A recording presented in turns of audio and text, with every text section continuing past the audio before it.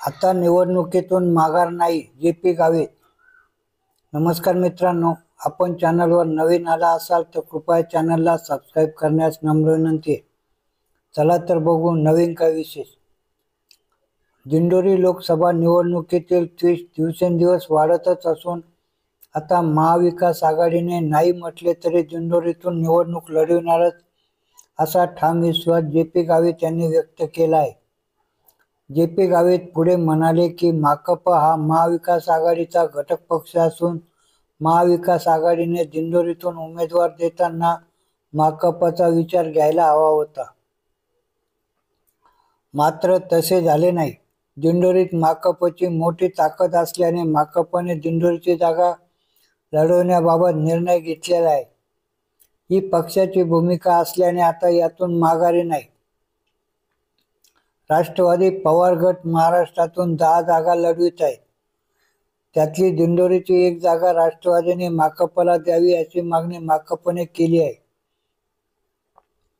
त्याचबरोबर माकपचे कार्यकर्ते पुढील कामाला लागलेले असून कागदपत्रांची जमवाजमव, फॉर्म भरण्याची तयारी, मतदारांपर्यंत पोहोचण्याच्या योजना आदी कामांना कार्यकर्ते बिलगले असल्याचे त्यांनी सांगितले.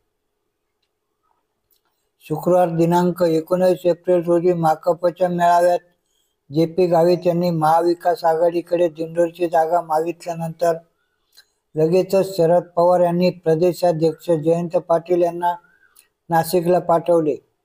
ओझर विमानतळाजवळील एका रिसॉर्टमध्ये राष्ट्रवादीच्या झालेल्या बैठकीनंतर माकपच्या जे.पी. गावित आणि सीटूचे डॉक्टर डी.एल. कराड यांच्यात दिंडोरीच्या जागा लढवण्याबाबत बैठक झाली. मात्र त्यातून तोडगा निघू शकला नाही. शरद पवारांशी चर्चा करून बैठक घेण्यात येईल असे आश्वासन या बैठकीत जयंत पाटील यांनी माकपला दिले.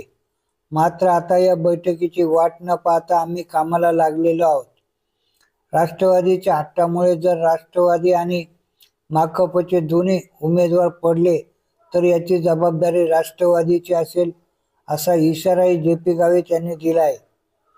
दिंडोरी लोकसभेसाठी सध्या राजकीय वातावरण चांगले तापले असून माकपचे माजी आमदार जे.पी. गावित यांनी दिंडोरीत जाहीर सभा घेत बंडाचा इशारा दिला आहे. तसेच शरद पवार गटाचा इथला उमेदवार पडणारच असल्याचे सांगत थेट शरद पवारांवरच त्यांनी निशाणा साधला होता. आघाडीत बिघाडी होण्याची शक्यता गृहीत धरून शरद पवार गटाचे प्रदेशाध्यक्ष जयंत पाटील अचानक नाशिक दौऱ्यावर आले. निवडणुकीच्या नियोजनासाठी मी आल्याचे म्हणत वादावर पडदा टाकण्याचा त्यांनी प्रयत्न केला आहे. मात्र गावित यांच्याशी चर्चा झाली नसल्याचे त्यांनी म्हटले असेल तरी ओझर विमानतळावर पाटील यांनी गावित यांच्यासोबत चर्चा केल्याचे सूत्रांकडून समजते. महाविकास आघाडी माकपचे उमेदवार पडल्यास राष्ट्रवादी जबाबदार.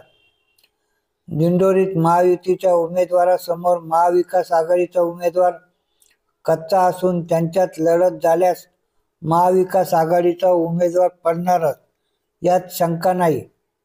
मात्र राष्ट्रवादीने माकपला उमेदवारी दिल्यास महायुती आणि माकप यांच्यात तुल्यबळ लढत होऊन परिणाम महाविकास आघाडीच्या बाजूने येईल. यासाठी आम्ही माकपला उमेदवारी द्या असे वारंवार सांगत आहोत.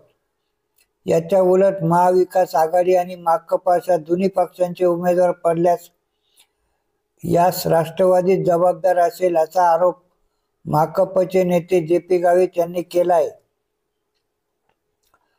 मागील निवडणुकीत महाविकास आघाडीला 32.38% अर्थात 3,68,691 मते होती तर माकपला 9.62% मते अर्थात 1,09,570 मते मिळाली होती. दिंडोरीत माकपचा स्वतंत्र मतदार वर्ग असल्याने या भागात माकपचा दबदबा असल्याचे मानले जात आहे. यामुळे दिंडोरीत लोकसभेसाठी माकपकडून तिकिटाची मागणी केली जात आहे. अशीच नवनवीन माहिती मिळवण्याकामी कृपया आपल्या चॅनलला सबस्क्राईब करावे ही नम्र विनंती. धन्यवाद.